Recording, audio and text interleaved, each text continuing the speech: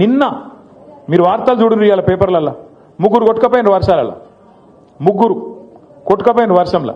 అంటే నేను ఎందుకు చెప్తున్నా ఇదంతా అంటే పట్టించుకునేటోడు లేడు హైదరాబాద్ని. ఇవాళ ఒక మంత్రి లేడు, ఒక ఎమ్మెల్యే లేడు అని కనీసం అడిగేటోడు కూడా లేడు హైదరాబాద్లో. అటువంటి పరిస్థితి ఈ కాంగ్రెస్ ప్రభుత్వంలో ఉన్నది. జిమ్మెదారు గల ప్రభుత్వం అయితే, నిజంగా బాధ్యత గల ప్రభుత్వం అయితే ఇట్లాంటి వర్షాలు పడుతున్నప్పుడు సీరియస్గా పెద్ద ఎత్తున ఇబ్బందులు ఉన్నప్పుడు ప్రజలకు ఒక ముగ్గురు మంత్రులను జూబ్లీహిల్స్ సెలక్షన్లో పెట్టుడు కాదు, ముగ్గురు మంత్రులను హైదరాబాద్ మొత్తంలో పెట్టి ఎక్కడ సమస్య ఉంటే అక్కడ పోయి పరిష్కారం చేస్తే ఒక గది ప్రభుత్వం అవుతుంది. ఆ పని మనం చేసినాం 10 ఏళ్ళు, వీళ్ళు చేయలేదు.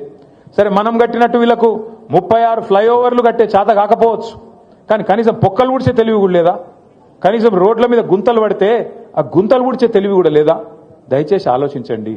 నేను మిమ్మల్ని నిన్న వీళ్ళు ఏమంటారు ఎరికైనా కాంగ్రెస్ వాళ్ళు, డిప్యూటీ సీఎం ఏ డిప్యూటీ సీఎం అయితే మాట ఇచ్చిండో మాకు తెలుసు, 100 సంవత్సరాల పార్టీ 120 సంవత్సరాల పార్టీ రాష్ట్రాన్ని ఎట్లా నడపాలో మాకు తెలిసినట్టు ఎవరికి తెలియదు అని చెప్పిన పెద్ద మనిషి నిన్న చెప్తున్నాడు మీకు ఫీజు రీయింబర్స్మెంట్ ఇచ్చినందుకు మా అక్కడ పైసలు లేవట విద్యార్థులకు. అంటే ఎంత అన్యాయం అంటే 13 లక్షల మంది విద్యార్థులు, ఒక్కరు కాదు ఇద్దరు కాదు, 13 లక్షల మంది విద్యార్థులకు ఇలా శటగోపం పెడుతున్నది కాంగ్రెస్ పార్టీ. వాళ్ళు సర్టిఫికెట్లు తీసుకోలేకుండా కాలేజీలకి వెళ్ళి వాళ్ళని ఆగం చేస్తున్నది కాంగ్రెస్ పార్టీ. ముస్లింలు కావచ్చు, ఎస్సీలు కావచ్చు, ఎస్టీలు కావచ్చు, బీసీలు కావచ్చు, లేదా అగ్రవర్ణాల్లో ఉండే పేదలు కావచ్చు, బాగుండాలే చదువుకోవాలన్న ఉద్దేశంతో ఒక మంచి పథకం ఆనాడు రాజశేఖర రెడ్డి గారు పెడితే దాన్ని కొనసాగించింది కేసీఆర్ గారి ప్రభుత్వం. మనం ఎన్నడూ వివక్ష చూపెట్టలేదు. చంద్రబాబు నాయుడు గారు ఏమన్నా మంచి పథకం తెచ్చింటే దాన్ని కూడా కొనసాగించినాం. రాజశేఖర రెడ్డి గారు ఏమైనా తెచ్చింటే దాన్ని కొనసాగించినాం. రోషయ్య గారు ఏమైనా తెచ్చింటే దాన్ని కొనసాగించినాం.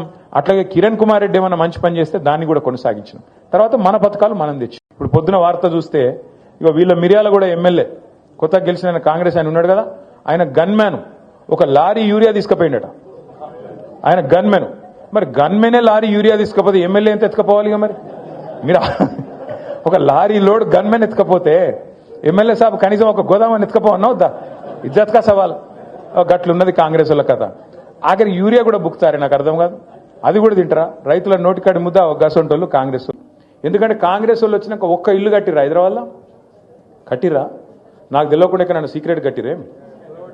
ఒక్క ఇల్లు కట్టలేదు, కానీ ఎన్ని ఇల్లు గులగొట్టిరు చూడురు మీరు. ఒక్కసారి ఆ వీడియోలు చూడురు. మూసీలో గులగొట్టిరు, ఏడబడతాడబోయి ఇష్టం వచ్చినట్టు గరీబోళ్ళ ఇల్లు గులగొట్టిరు.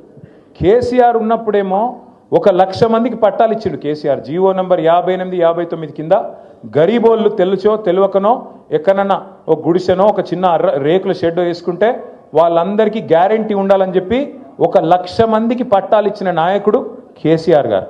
అదే ఈ రేవంత్ రెడ్డి ప్రభుత్వం వచ్చినాక తప్పకుండా నాకు తెలిసి కొన్ని వేల ఇండ్లు కూలగొట్టిరు.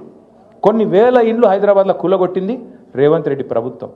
ఇందిరమ్మ రాజ్యం అంటే ఇండ్లు కూలగొట్టుడా? ఇందిరమ్మ రాజ్యం అంటే గరీబోని ఇల్లు లేకుండా చేసి ఆఖరికి వాళ్ళ పిల్లలు ఇంట్లోకి వెళ్ళి వాటర్ బాటిల్ తీసుకుంటాం, బ్యాగు తీసుకుంటాం అంటే కూడా మెడలు పట్టి నూకవతల వారేసి తీసుకోలేకునే అవకాశం లేకుండా చేసి వాళ్ళని నిలగొట్టుడు ఇందిరమ్మ రాజ్యమా? గరీబోళ్ళకు వ్యతిరేకంగా ఉండే ఇందిరమ్మ రాజ్యమా? ఈ మాట మనం చర్చలు పెట్టాలి. మీరిగిన పొరపాటున కాంగ్రెస్కు ఓటేస్తే మీ ఇల్లు మీరు గూలగొట్టమని లైసెన్స్ ఇచ్చినట్టే అవుతుంది. మరి మీ ఇష్టం. హైడ్రా వస్తుంది, బుల్డోజర్ వస్తుంది, మీ ఇల్లు గూలగొడుతుంది. ఆ తర్వాత మీరు ఎడవద్దు, మమ్మల్ని అడగద్దు అనే మాట బరాబర్ చెప్పాలి. తప్పకుండా యాద్ చేయాలి ఈ మాట.